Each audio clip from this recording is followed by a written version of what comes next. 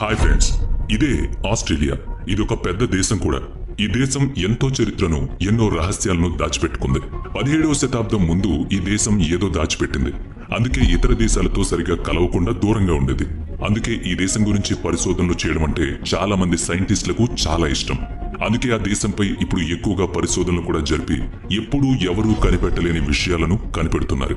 మీరు గనక సరిగా ఆస్ట్రేలియా మ్యాప్ ని చూసినట్లయితే మధ్యలో ఉన్న 95% ఏరియా మీకు రెగిస్తాన్ కనిపిస్తుంది. అయితే ఇప్పుడు మీరు చూస్తున్న మ్యాప్ లో గ్రీన్ డాట్ ఉన్న ప్రాంతంలో 90% మంది ప్రజలు నివసిస్తున్నారు. ఇందులో 75% మంది ప్రజలు సిడ్నీ, మెల్బోర్న్, బ్రిస్బెన్ లో ఉన్నారు. ఆస్ట్రేలియా ఈ ప్రపంచంలో అత్యంత ధనిక దేశాల్లో ఒకటి. అయితే ఇది ముందు నుంచి కూడా ధనిక దేశం కాదు. 150 ఏళ్ల క్రితం ఈ దేశంలో ప్రతి పిల్లాడి ఎక్స్పెక్టేషన్ ఏజ్ 34 ఏళ్లు. అలా ఎందుకంటే ఈ దేశం ఎన్నో భయానక విషయాలను తన కడుపులో దాచుకుంది. 18వ శతాబ్దంలో ఆస్ట్రేలియా బ్రిటిషర్ల ఒక ప్లీనరీ కాలనీ. అంటే శిక్షలు విధించిన వారందరినీ ఇక్కడకు తీసుకొచ్చి శిక్షలను అమలు చేస్తారు. అయితే ఆ టైంలో ఆస్ట్రేలియాలో ఎవరు జీవించేవారనే డౌట్ మీకు వచ్చింది కదా. యూరోపియన్స్ అంటే బ్రిటిషర్లు ఇక్కడకు రాకముందు నుంచి తెగలుగా ఉండేవాళ్ళు. వీరందరికీ ఒకే కల్చర్ ఉండేది. 17వ శతాబ్దం ఇది ఎలాంటి టైం అంటే యూరోపియన్లు ఎక్కడికక్కడ మనుషులు నివసించడానికి భూములున్నాయా అని తెలుసుకునేందుకు ప్రపంచమంతా తిరుగుతూ ఉండేవాళ్ళు. ఆ టైంలోనే అమెరికా, ఆఫ్రికా, ఇండియా వంటి దేశాలను డిస్కవర్ చేశారు. అదే టైంలో యూరోపియన్లు ఇండోనేషియా వరకు వెళ్లారు. కానీ ఇప్పటికీ ఇండోనేషియా తర్వాత ఇంకా ఏమున్నాయో ఎవరికీ తెలియదు. 1606లో విలియం చైన్ అనే డచ్ వ్యాపారి ఇండోనేషియా నుంచి వస్తువులు షిప్ లో తీసుకువెళ్తున్నప్పుడు సడన్ గా తుఫాన్ వచ్చింది. దీంతో షిప్ అలా కొట్టుకుపోయింది. ఆ టైంలో ఆ షిప్ లో ఉన్న వాళ్లకు దూరంగా కొన్ని కొండలు కనిపించాయి. అదే ఆస్ట్రేలియా. ఆ తర్వాత అక్కడ ఒక ఐలాండ్ ఉన్న వార్త విలియం ద్వారా అక్కడి నుంచి తిరిగి వెళ్లిన తర్వాత అందరికీ తెలిసింది. ఆ తర్వాత కొత్త ప్రదేశాలను కనిపెట్టే పనిలో భాగంగా డచ్ ఈస్ట్ ఇండియా కంపెనీ ఒక షిప్ లో ఒక పరిశోధకుణ్ణి ఆ కొండలున్న ప్రాంతం వైపు పంపింది. 1642లో ఈ షిప్ ఆస్ట్రేలియాని కూడా క్రాస్ చేసి తస్మేనియాకు చేరుకుంది.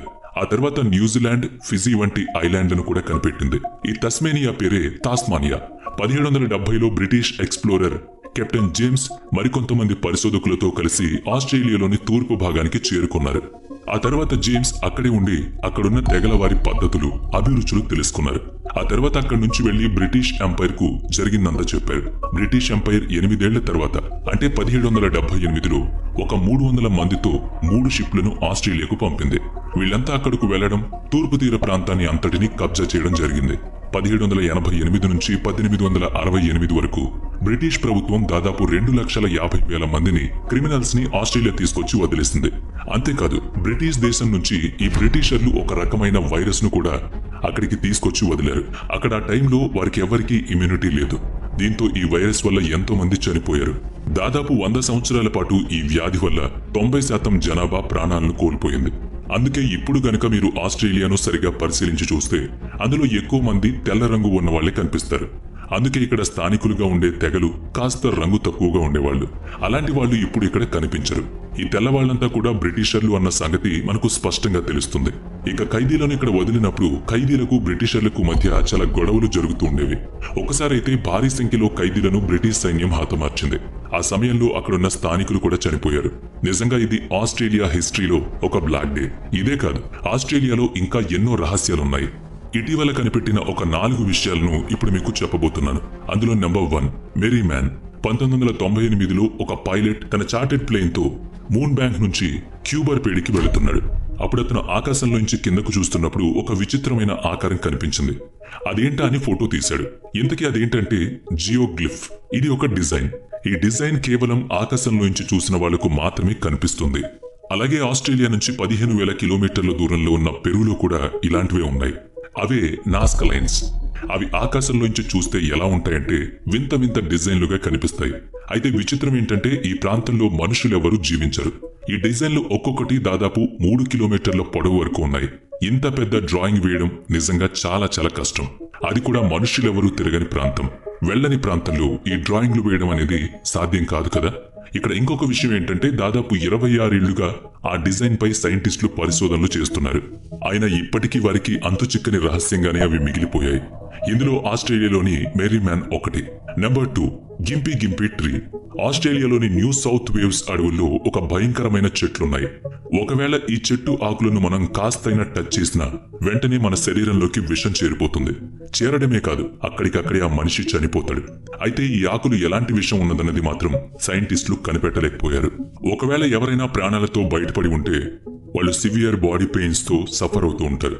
ఆస్ట్రేలియాలో బయోగ్రఫీ సర్వేయర్ అయిన ఎస్ మెక్మాలిన్ ఒకసారి చెప్పింది ఏంటంటే, తన బాస్ ఒకరు ఆ చెట్టు ఆకులను ముట్టుకోగానే పిచ్చివాళ్లా మారిపోయాడట. ఆ తర్వాత అతను చనిపోయాడు. అతనే కాదు, చాలా మంది ఎక్స్పర్ట్స్ ఈ చెట్టుపై తన అనుభవాలను ఎప్పటికప్పుడు పుస్తకాల రూపంలో రాస్తూనే ఉన్నారు. ఈ చెట్టు ఆకులను టచ్ చేయగానే శరీరానికి తట్టుకోలేనంత నొప్పి ఉంటుందని చెబుతున్నారు. ఒకవేళ మీరు గనుక ఆస్ట్రేలియా వెళుతున్నప్పుడు ఈ గింపి గింపి చెట్లకు దూరంగా ఉండండి. ఎందుకంటే ఇప్పటి వరకు ఈ ఆకులకు బలైన వాళ్ళు మామూలు మనుషులు కాలేకపోయారు. దీనికి కారణం ఈ విషయానికి విరుగుడు మెడిసిన్ లేదు. నంబర్ 3, సైంటిస్టులు ఆస్ట్రేలియాలో మరొక ఇంట్రెస్టింగ్ విషయాన్ని కూడా గుర్తించారు. అదేంటంటే ఆస్ట్రేలియాలో ఉన్న కంగారులు గతంలో చాలా ఎత్తులో ఉండేవట. దాదాపు 6 అడుగుల ఎత్తులో ఉండి మొక్కలను నిలబడి తినేవి. దీనికి పపువా న్యూగినియాలో బయటపడ్డ పెద్ద పెద్ద ఆకారపు రాళ్లే కారణమంటే, దాదాపు 20 ఏళ్ల క్రితం ఇప్పుడు కంగారుల కంటే డబుల్ సైజులో కంగారులు ఉండేవట. మరైతే ఇప్పుడు అవి ఎందుకు తక్కువ సైజులో అయిపోయాయో ఎవరూ చెప్పలేదు. అంతేకాకుండా ఈ పరిశోధనల్లో సైంటిస్టులకు దాదాపు 50 అడుగుల పాముకు సంబంధించిన స్కెల్టన్ కూడా కనిపించింది. పామే కాదు, అతిపెద్ద సైజులో ఉన్న ఎన్నో రకాల జంతువులు ఈ ప్రాంతంలో ఒకప్పుడు నివసించేవట. Number 4, secret military base. ఇది ఆస్ట్రేలియాలో ఉన్నట్టు ఇప్పటికీ చాలా మందికి తెలియదు. ఇది అమెరికాకు సంబంధించిన అతిపెద్ద ఫారెన్ మిలిటరీ బేస్. ఇక్కడి నుంచే అమెరికా అన్ని దేశాలపై ఒక కన్నేసి ఉంచుతుంది. వియత్నాం, ఆఫ్ఘనిస్తాన్, ఇరాక్ దేశాల సైన్యం కూడా ఇక్కడ ఒక కీ రోల్ పోషిస్తున్నాయి. ఆస్ట్రేలియాలోని అలైన్ స్ట్రింగ్ నుంచి ఒక 10 కిలోమీటర్ల దూరానికి వెళితే ఈ బేస్ ని మనం చూడొచ్చు. అయితే ఈ ప్రదేశంలోకి వెళ్లేటప్పుడు నో ఎంట్రీ బోర్డులు మనకు కనిపిస్తాయి. అది దాటి వెళితే గనక ఒక trap secret CIA military base కనిపిస్తుంది. ఆస్ట్రేలియా గవర్నమెంట్ కూడా ఈ మిలిటరీతో కలిసి పనిచేస్తుంది. దీన్నే వీళ్ళు ఇక్కడ పైన్ గ్యాప్ అని పిలుస్తారు. ప్రాజెక్ట్ రెయిన్ఫాల్ అనే పేరుతో ఇక్కడ ఒక స్పెషల్ ప్రాజెక్ట్ రన్ అవుతుంది. 1970లో అటు అమెరికా ఇటు రష్యా దేశాల మధ్య కోల్డ్ వార్ నడుస్తుంది. ఈ ప్రాజెక్టును అప్పుడు ప్రారంభించారు. కొన్ని వందల మంది సైనికులు ఈ ప్రాజెక్టుపై పనిచేస్తున్నారు. రష్యా, నార్త్ కొరియా వంటి దేశాల్లో ఏమేం జరుగుతున్నాయో వీళ్ళంతా ఎప్పటికప్పుడు తెలుసుకుంటూ ఉంటారు. ఈ ఏరియాకు దాదాపు 18 కిలోమీటర్ల చుట్టుపక్కల వరకు ఒక పిట్ట కూడా కనిపించదు. అక్కడకు మనుషులే కాదు, జంతువులు, పక్షులు, వాహనాలు ఎవరైనా సరే నిషేధం. ఇది చాలా సీక్రెట్ ప్లేస్. అయితే 2016లో కొంతమంది ఈ పైన్ గ్యాప్ కు దగ్గరలో ఏదో ఒక ఎయిర్ క్లిప్ లాంటిది వెళ్లడం చూశామని చెప్పారు. ఇది అప్పట్లో వైరల్ న్యూస్ అయింది. కానీ ఇప్పటి వరకు పైన్ గ్యాప్ ఎటువంటి క్లారిఫికేషన్ ఇవ్వలేదు. ఈ బేస్ ఆస్ట్రేలియాకు ఫుల్ సపోర్ట్ అని చెప్పొచ్చు. ఎందుకంటే ఇటీవల రష్యా ఈ పైన్ గ్యాప్ గురించి చెబుతూ ఆస్ట్రేలియాకు ఒక వార్నింగ్ లా ఇచ్చింది. కానీ ఈ పైన్ గ్యాప్ ఇక్కడ ఉన్నంత వరకు రష్యా ఆస్ట్రేలియాను ఏం చేయలేదు. సో ఆస్ట్రేలియాకి సంబంధించిన సీక్రెట్స్ విన్నారు కదా. ఈ సీక్రెట్స్ మీకు ఇంతకు ముందు తెలుసుంటే కామెంట్ చేయండి. వీడియో నచ్చితే లైక్ చేయండి, షేర్ చేయండి. ఇప్పటి వరకు మన ఛానల్ ని సబ్స్క్రైబ్ చేయనట్లయితే ఇప్పుడే సబ్స్క్రైబ్ చేసుకుని పక్కనే ఉన్న బెల్ ఐకాన్ పై క్లిక్ చేయండి. నెక్స్ట్ వీడియోలో మళ్ళీ కలుద్దాం. Thanks for watching.